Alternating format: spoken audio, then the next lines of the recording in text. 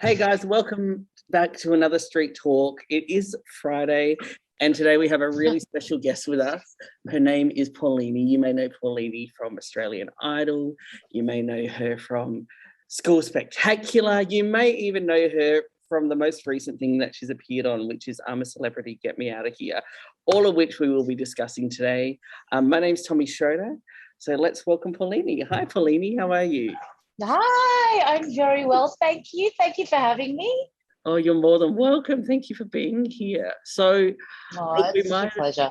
it's such a pleasure to have you. We're really excited that Thank you're joining you. us.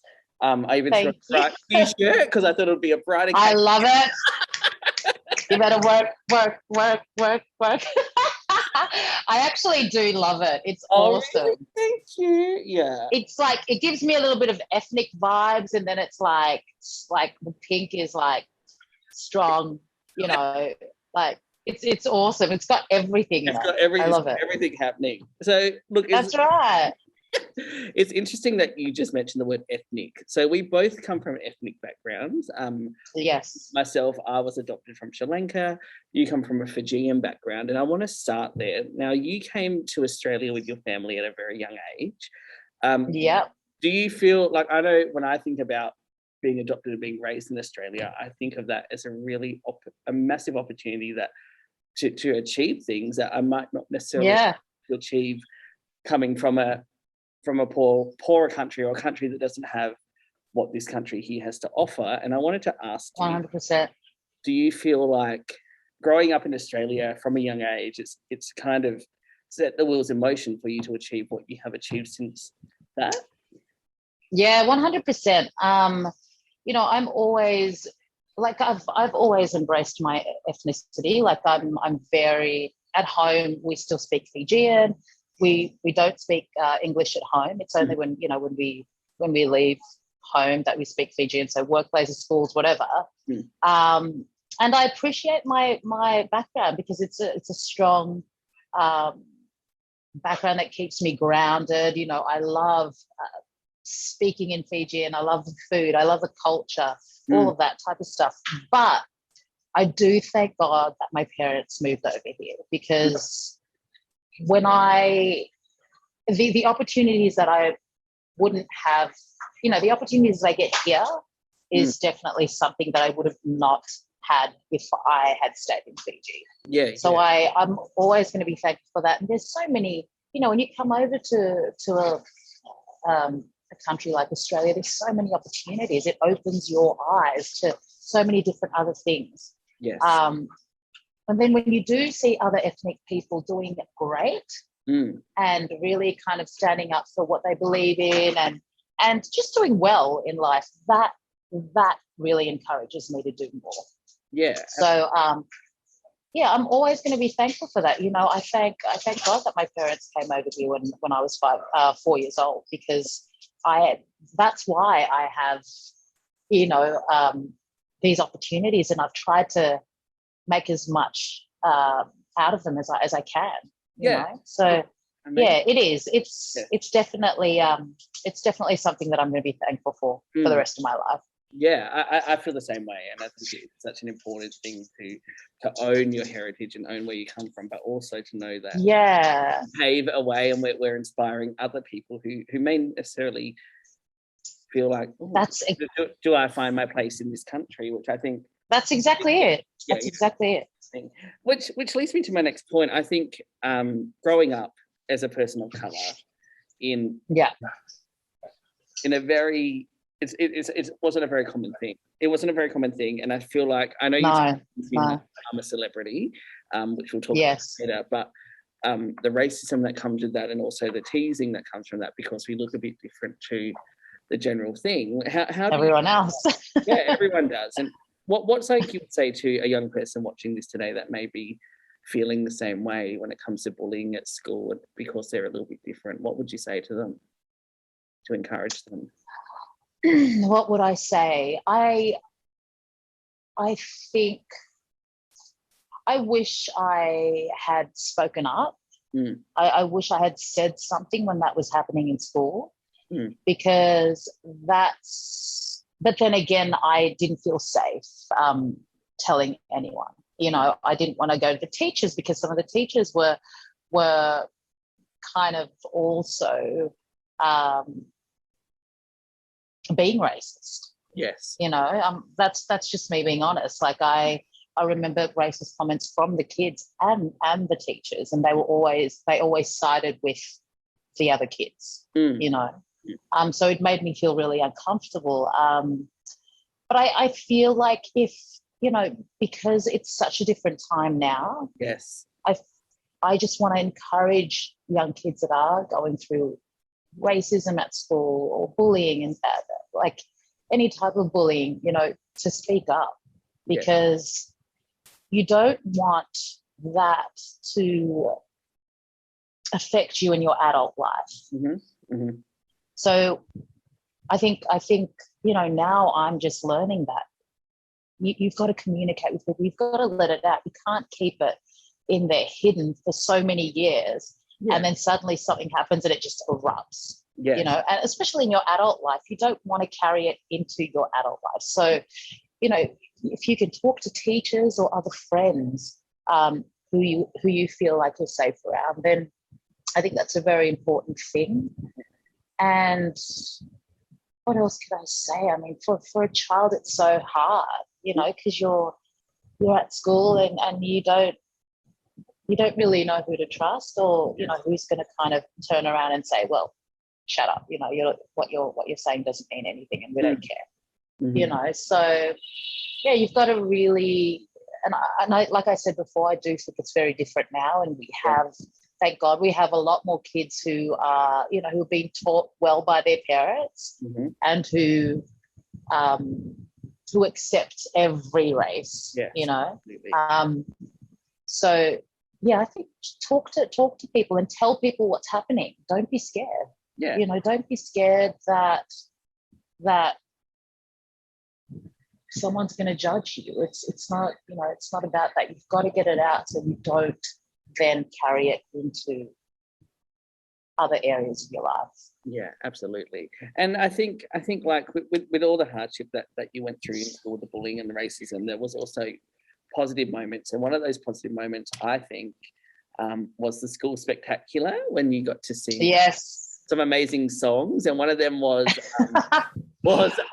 Somewhere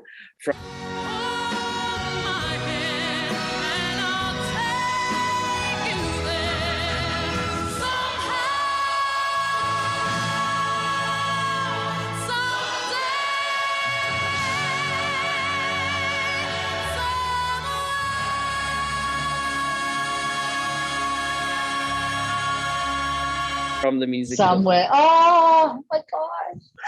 I absolutely no, you don't have to.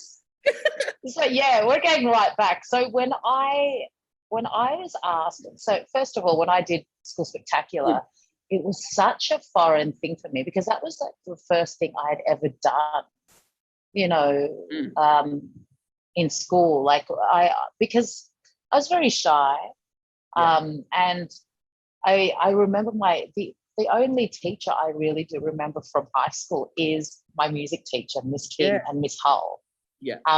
And they were so amazing. You know, they always pushed me, even though I wasn't a great student.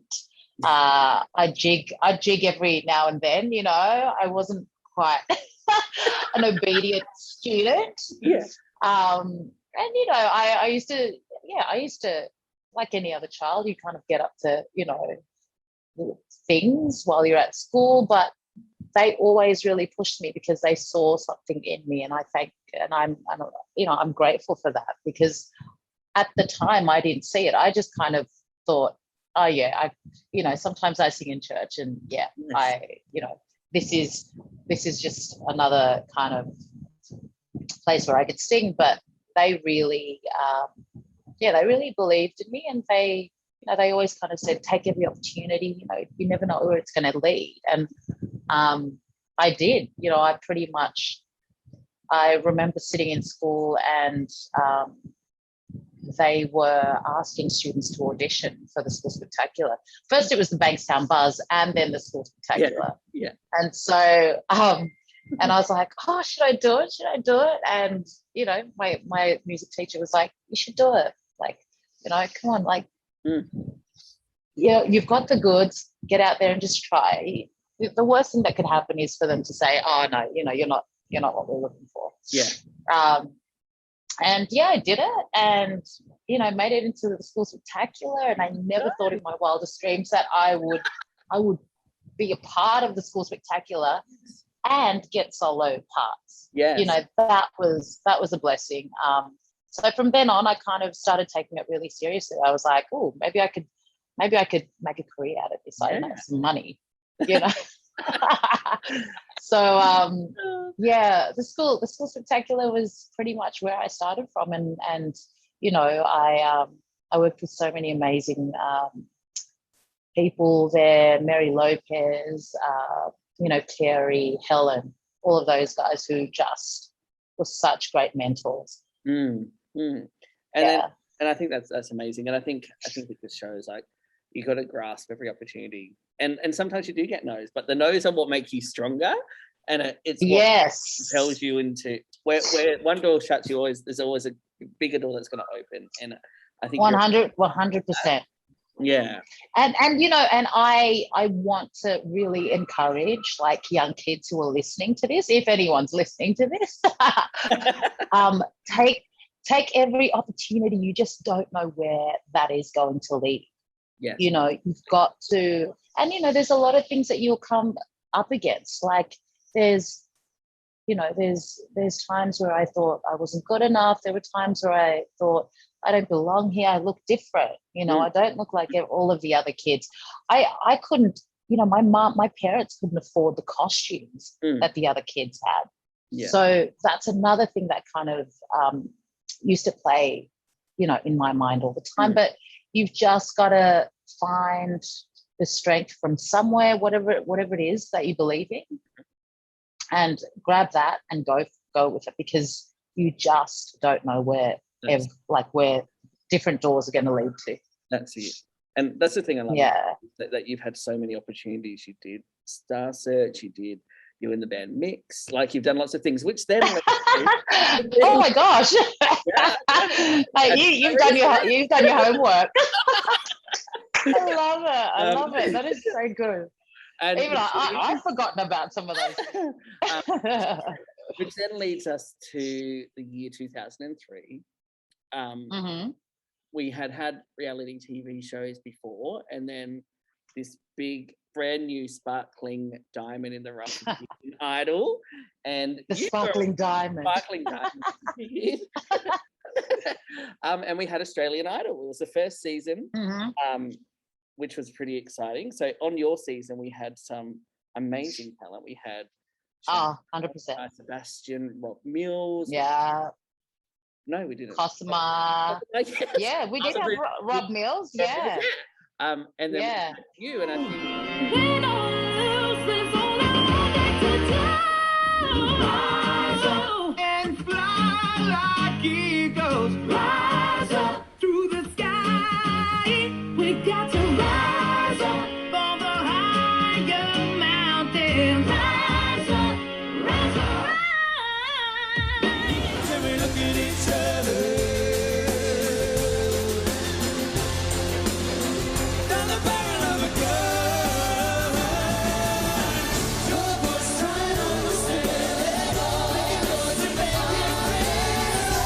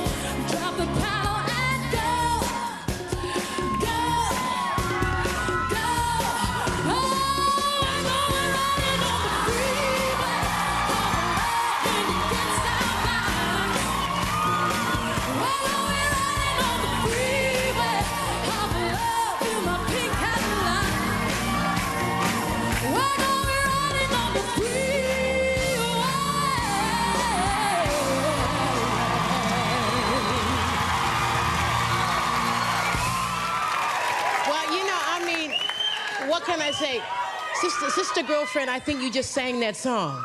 Okay, that was brilliant. I mean, like going back, I was doing some research this morning actually, and I was going back and watching some of the clips, and I remember, for me personally as a kid, I was watching this season going, oh, this is so amazing. And I just remember your performance. Yeah. I remember that season vividly in my mind. And I think one of the most controversial moments, which I know you get asked about all the time, was when you said, Yes.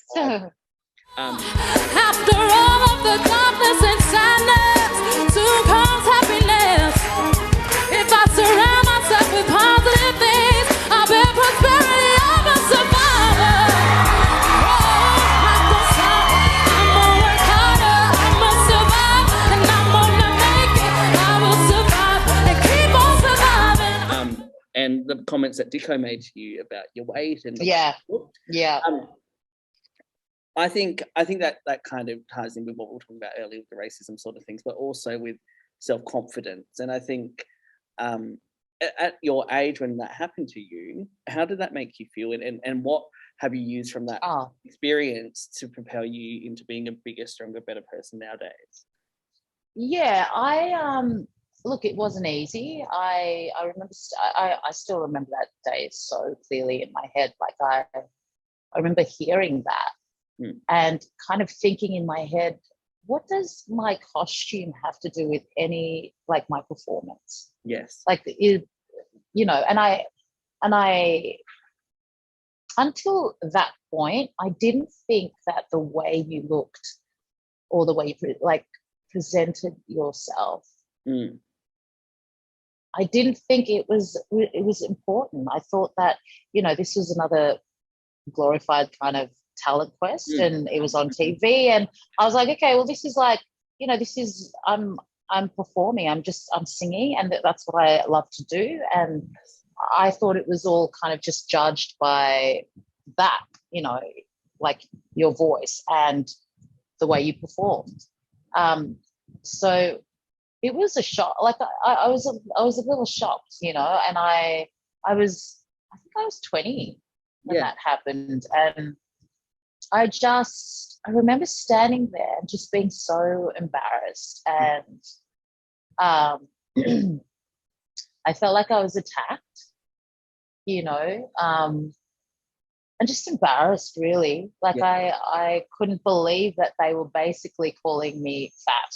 Yes. You know what I mean? Like, that's pretty much what they were saying. I mean, I think he said something along the lines of, you should choose more appropriate clothing or shed some pounds. Yes. On national TV. Yes. And, you know, just I remember thinking, wow, like, there's people in this audience that are watching, and there's people at home that are watching, and I just felt I felt embarrassed, really. Like there was a lot of embarrassment, shame that came with that, and I felt like, oh, okay, well, you know, I guess I'm fat, or I guess I'm overweight then, you know, and that kind of it hurt me at the time. I'm not gonna lie. Like I did, you know, go back to the dressing room, and I kind of broke down a little.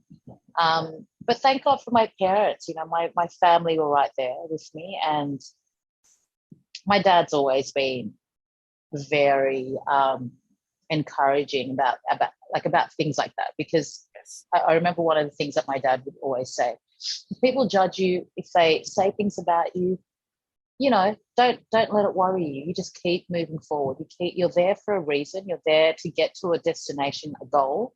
That's what you think about. Yeah, that's and you know, and like I said, my family were there, so I thank God for that.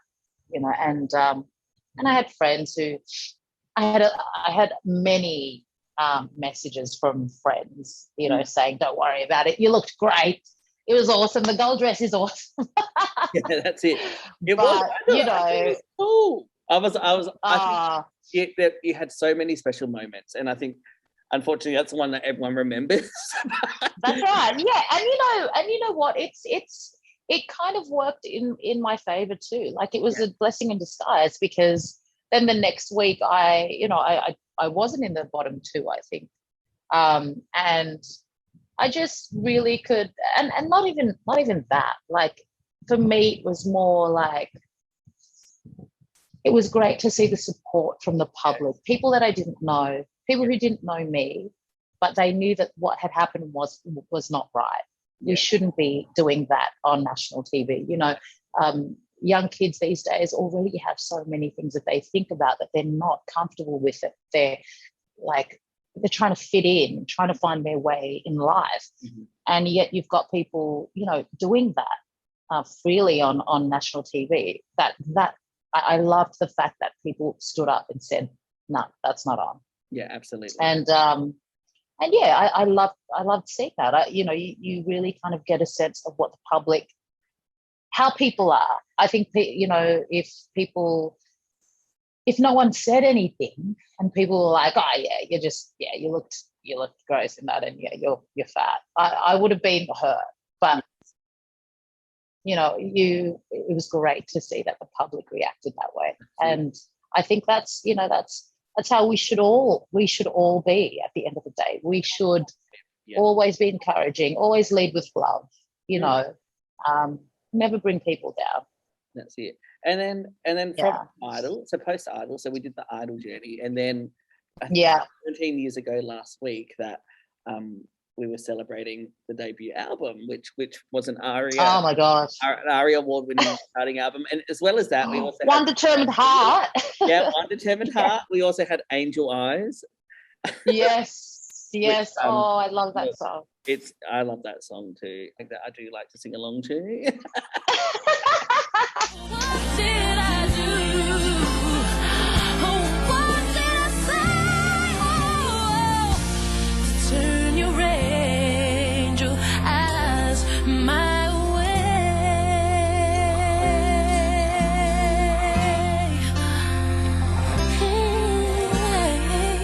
Let's do a duet later on, okay, please. Oh my God, the vocals. I'll have my arms, please. No, it's a good song. And I think what I wanted to ask about the album is I didn't even realise until like the other day when I had it on in the background at home when I was doing research, was that it's an album of covers, except for a few. It is. So my question is, when you put that album out, before you knew it was going to be one album 17 years ago, did you go through and select the songs, or were the songs? I did. Oh, you did? Yeah. So I got a few suggestions from my A&R guy at the time, but I basically, I looked at that list that they sent me, and I kind of was like, okay, well, I could do this. And then I also asked them if I could do some of my kind of favorite hits from that, from that old school list.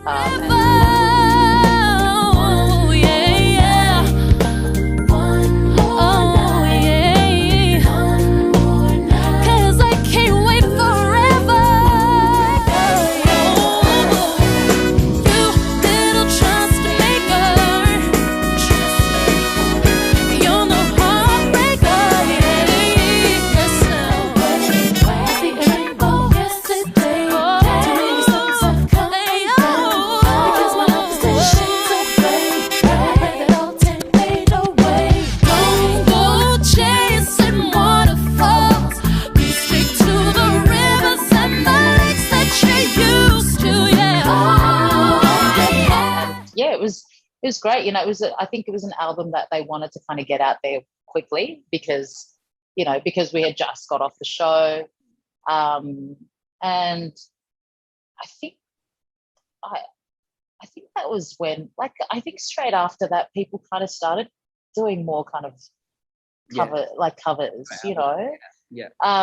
Yeah. So it was, I thought it was a weird kind of suggestion at first from my record label, but kind of worked out. They needed to get things fast and things rolling, and they were great songs too. I loved all of those songs. I grew up listening to some of those songs, and I loved kind of putting my little spin to them. I mean, even though I hadn't had musically, I hadn't had as much experience. I don't know if that kind of sounds, if that makes sense. But I mean, you know, like the production side of things and all of that, that was still quite new to me.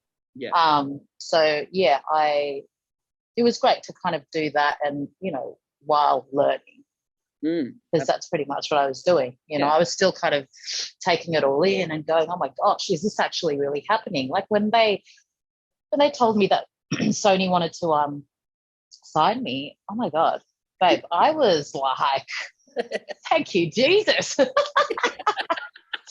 I couldn't believe it. You know, a girl from Bankstown. Yeah. Always dreamt of singing, and I always prayed for it. It was something that I yearned for, but never thought in my wildest dreams that I'd get a record label from Sony. So that was a blessing.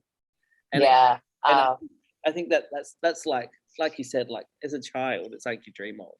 And so when it's so amazing. And not only that, I think you mentioned Bankstown a few times. And I think what's really interesting about that is it just shows like you're so proud of where you're coming from, and you're also giving hope to that community. That's right. Yeah, and I think for a lot of like there's a lot of communities in New South Wales, especially that don't have a lot of hope. So for someone like you, like I reckon still today they'll be like, oh, Paulini's from Bankstown. It gives them that moment. And I love that. Yeah. I absolutely love that, you know, and I've never been in denial of that. Like I'm a Western Suburbs girl through and through. Like, mate, that is me. And I'm proud of it. You know, I'm proud of it. And like that's kind of where I started from.